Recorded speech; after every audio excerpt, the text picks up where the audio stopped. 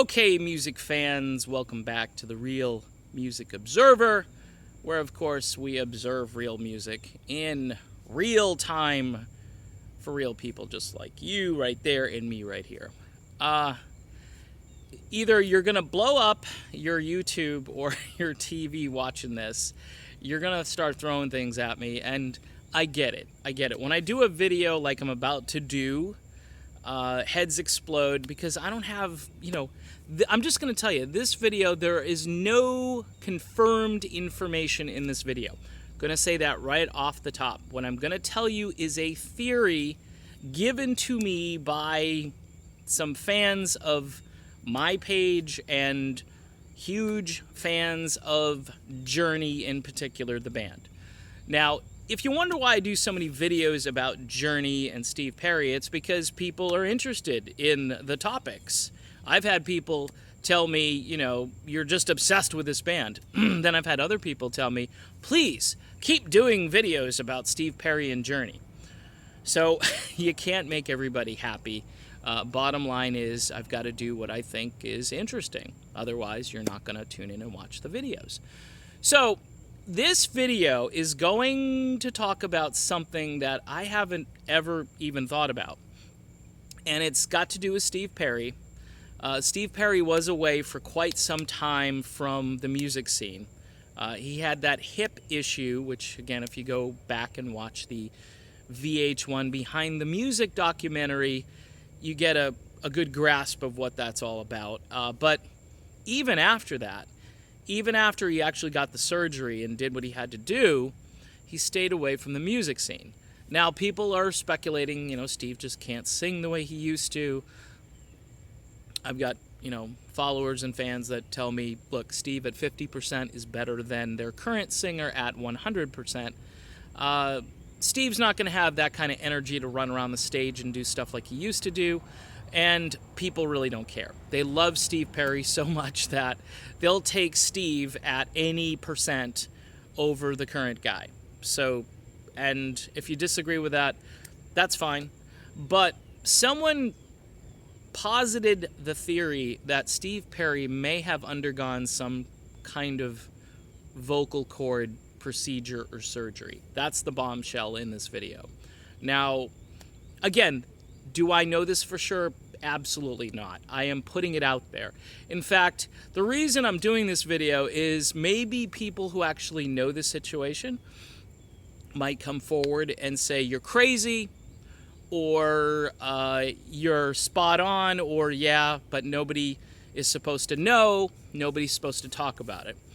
Hence, that's why I have this channel.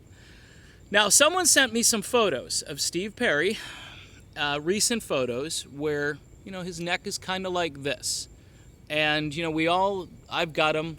There's, these, what I call age rings. They're like trees, you get more of those and you've been around the planet for too long. And Perry has this line. It stops and starts right there. And it's recent. If you see the photos, it's fairly recent. Now, I talked to some folks, could that be a scar from a surgery? I talked to actually a couple of medical assistants who I am somewhat close to. And they told me, yeah, you can go in that way. You can go in, through directly through the throat. Depends on what type of surgery it is. Depends on, the type of procedure being done. They say you can even go in through there to do other things, to problems with the back, believe it or not, and all kinds of other things. So, may not be vocal cord surgery, it may be something else. But what if it was vocal cord surgery and Perry was told, hey, you can't sing for a certain number of years? The last studio recording, like I posted on here, was with David Pack from 2005, and he did sing with the Eels a couple years back, I think now 3 years ago. But you had from 2005 up until 2013, 14 in there, where there's, nothing going on. That's a pretty long span. That's almost a decade. So Was Steve recovering from the surgery? Look, you know how I think this theory is plausible is because look at poor Steve Augeri. I mean, and the rumor had it that he left the band because he couldn't sing anymore, his throat, and then it was rumored that he may have had some kind of procedure, and then he had a healing time, and during that whole process, he's back on the road, and quite frankly, he's nowhere near what he was 15 years ago. And yeah, I know guys age and it's harder to sing, but there is a big difference between Steve Augeri then and Steve Augeri now, to the point where I feel for the guy. I'm glad he's out there touring, but listening to him try to, it's not that he's not in key. It's just that his voice can't control itself. It slips in, slips out, and you're rooting for him, just like you root for your favorite baseball team. You root and hope that he can do it, because Steve Augeri is a great guy. From everything I've seen and read, he is a top-notch human being. But getting back to the Steve Perry thing, it's a plausible theory. So when I put it out there, if I'm going to get smacked around on here for putting out something that someone else sent me, by the way, and yes, I'm not throwing them under the bus, because I think this is very interesting, and it's noteworthy, and it's certainly video worthy. And if you know something about this, what you ought to do is come forward with some information. Look at the pictures and tell me what you think. Is it just the tree ring thing, or is it a scar? I mean, it is a line that stops and starts. It doesn't go all the way around. So what do you make of that? I mean, is it for something else?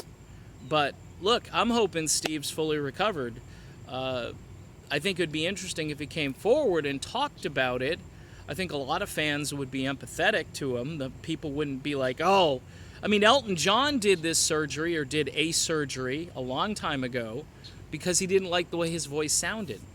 He thought his voice was too high and too sort of squeaky. If you listen to early Elton John versus like the post-surgery Elton John, he's got a much deeper voice, and for him, he likes that.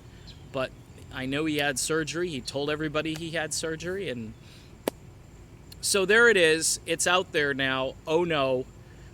The video that either is going to go viral or is going to have like 1,000 dislikes in 30 seconds. I don't know.